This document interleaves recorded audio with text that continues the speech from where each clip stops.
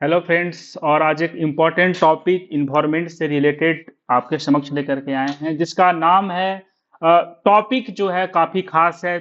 चिपको movement का, चिपको आंदोलन का 50 साल होने के बाद जो कंडीशन है, हमारा इन्वायरमेंटल कंडीशन, वह भी कमोबेश वैसा ही है। लेकिन ये जो चिपको मूवमेंट है, इसका दूर आयामी रिजल्ट और इसका जो काफी ज्यादा जो सक्सेस है, वह हम लोगों को बार बार सुंदर लाल बहुगुणा के प्रयासों को याद करने के लिए एक चांस देता है, एक मौका देता है। सुंदर लाल बहुगुणा को आप यहाँ पे देख सकते हैं, जो कि अगर आप देखें, इनको फादर कहा जाता है। फादर ऑफ चिपको मूवमेंट के रूप में जाने जाने वाले सुंदर लाल बहुगुणा से जुड़ा हुआ यह जो मूवमेंट है काफी खास। और इसी मूवमेंट के बारे में आपको जो चीजें हैं बतलाई जाएगी, समझाई जाएगी। काफी इंपॉर्टेंट टॉपिक है, यह इन्वायरमेंट से रिलेटेड है। जरूर इसको आप शुरू से लेकर के लास्ट तक देखेंगे। अगर बात किया जाए यही चिपको मूवमेंट से, चिपको आंदोलन से जुड़े हुए एक और प्रणेता, जिनका नाम है रमेश पहाड़ी। रमेश पहाड़ी चिपको मूवमेंट को याद करते हुए हिंदुस्तान टाइम्स के साथ में जो इनका इंटरव्यू हुआ था, वह कहते थे कि वह जो आंदोलन हुआ था एक सही एक्सेस रिसोर्सेस के प्रति कैसे हो, इसके बारे में ध्यान आकर्षण करने का काम चिपको मूवमेंट ने करवाया था। इन्होंने यह भी कहा कि जो चिपको जो है, यह जो मूवमेंट है, उसको हम लोग नया हॉरिजॉन तक लेकर के जाएंगे, नया मीडियम तक लेकर के जाएंगे। अब हम लोग जो फोकस करने वाले हैं, वह फोकस करने वाले हैं रिचार्जिंग लोकल स्ट्रीम। अगर आप नदी को, नालों को अगर आप देखते हैं, खास करके उन क्षेत्रों में जो पहाड़ी इलाका है, वहां पे छोटी छोटी नदियां आपको दिखेगी, छोटे छोटे जलधाराएं आपको दिखेगी, जो कि टाइम के अनुसार में इन्वायरमेंटल चेंज होने के बाद इसमें चेंजिंग होने के लिए जो इसमें जो काफी चेंजिंग आया है, इनका जो जल का जो लेवल है उसमें काफी कमी आया है, उसको रिचार्ज करने का इनका अब जो है मोटो यही है कि हम उन छोटे छोटे धाराओं को रिचार्ज करें। इनके बारे में और कहना है कि जो वाटर बॉडीज हैं उसका हेल्थ को हम लोग इंश्योर करेंगे, उसके वाटर लेवल को हम लोग इंश्योर करेंगे। साथ ही साथ जो ग्राउंड वाटर लेवल होता है उसके ऊपर में भी रमेश पहाड़ी का कहना है कि हम इस पे भी फोकस करेंगे कि उसको भी अब सही किया जा सके। अगर हम लोग आगे बढ़ें तो चिपको मूवमेंट का 50 साल से ज्यादा जो है हो चुका है। 1973 में अगर बात किया जाए कि 1973 के शुरुआती दौर में यह जो आंदोलन था यह स्टार्ट हुआ था। अगर आप इसको समझने का कोशिश करेंगे तो आप इसी आंदोलन के घोष वाक्य को समझ लीजिए, यहीं से आपको पता चल जाएगा कि आंदोलन का डिमांड क्या था। जैसे कि इन्होंने कहा है, क्या है जंगल के उपकार, मिट्टी पानी और बयार, मिट्टी पानी और बयार जिंदा रहने के आधार।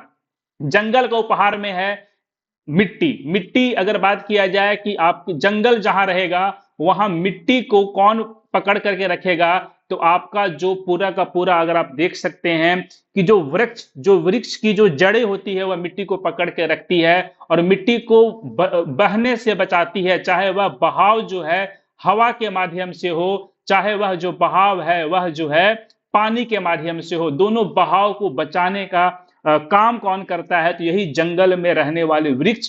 अगर हम लोग बात करें इसी जंगल से, जहां जंगल होगा वहां पे जो वर्षा का जो लेवल है वह अच्छा खासा रहेगा, पानी वहां पे अच्छा होगा। बयार मतलब क्या होता है बाबू, तो बयार मतलब होता है हवा। शुद्ध हवा का स्रोत के रूप में जंगल ही है, जो कि जंगल ही हमको शुद्ध हवा जो है वह देने का काम करता है।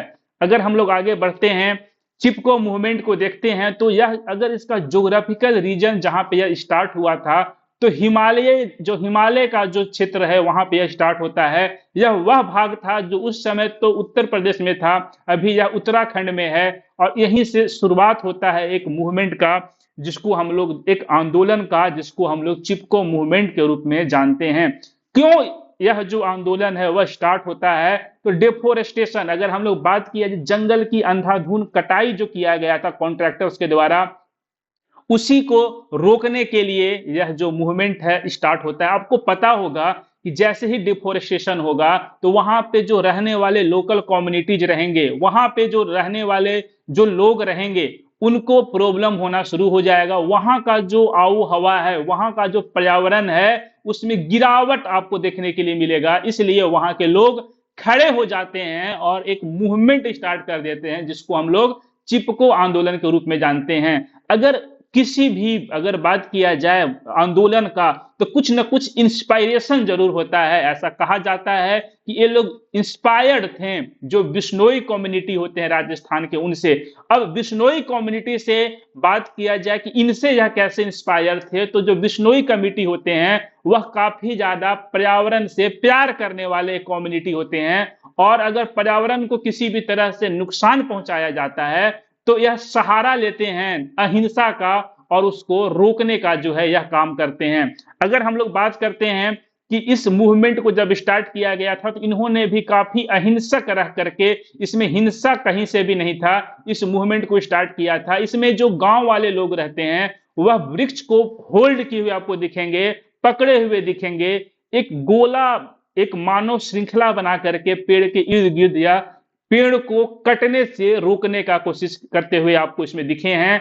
आपको इस माध्यम से अपने जंगल को बचाते हुए लोग जो है चिपको मूवमेंट में आप इनको देखे हैं।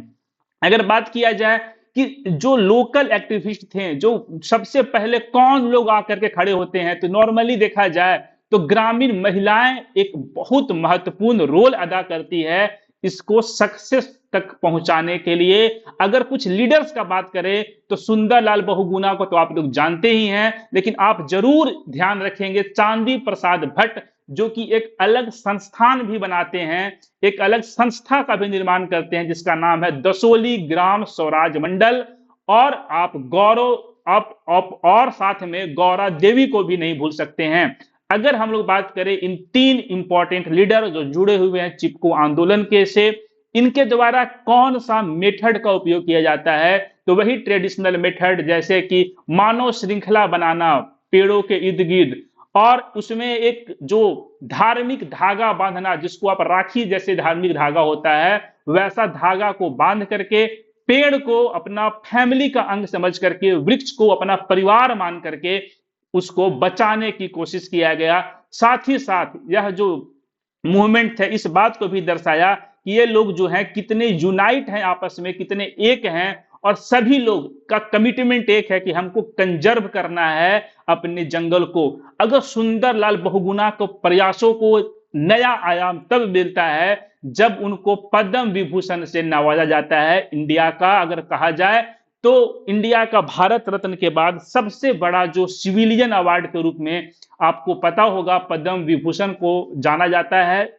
इनको इनके उचित प्रयासों से सुंदरलाल बहुगुणा को यह अवार्ड जो है दिया जाता है। हम लोग अब देखते हैं कि यह जो पूरा का पूरा आंदोलन रहा है, जब यह पीक पे था 1980 के समय का बात है, इस आंदोलन से प्रभावित होकर के जो इंदिरा गांधी उस समय की प्रधानमंत्री रहती है, वह हिमालयी वनों के वृक्षों की कटाई पर 15 साल के लिए रोक लगा देती है। यह जब रोक लगता है उसके बाद यह जो आंदोलन है देखा जाए तो पूर्व में बिहार तक जा फैलता है, पश्चिम में राजस्थान तक जा फैलता है, उत्तर में हिमाचल प्रदेश तक जा फैलता है, अगर बात करें दक्षिण में कर्नाटक तक यह जा फैलता है, और मध्य भारत में देखा जाए तो विंध्य तक आपको यह फैला हुआ नजर आएगा।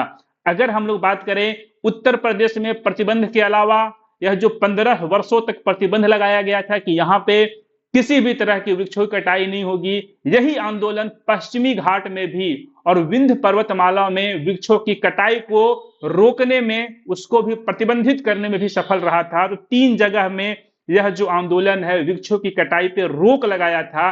पहला अगर आप देखा जाए तो उत्तराखंड का यह जो क्षेत्र, दूसरा अगर देखा जाए यहाँ पे तो आप देख सकते हैं कि यह जो पश्चिमी घाट का जो इलाका है, तीसरा अगर देखा जाए तो विंध्य पर्वतमाला का जो इलाका है वहां भी इसको रोकने में यह सफल रहे थे। अगर बात करें यह जो आंदोलन है लोगों की आवश्यकताओं और पर्यावरण के प्रति उनकी जवाबदेही को भी सुनिश्चित करता हुआ दिखाई देगा। प्राकृतिक संसाधन नीति बनाने में गवर्नमेंट को भी मदद करने में यह काफी हद तक आपको सफल होता हुआ दिखाई दिया था कि हम लोगों की जो नीति रहेगी पर्यावरण के प्रति वह कैसी रहेगी। हम अपने आवश्यकताओं को किस ढंग से मैनिपुलेट करके कैसे यूज करेंगे जिससे हमारा पर्यावरण है उस पे जो है अनुचित प्रभाव ना पड़े।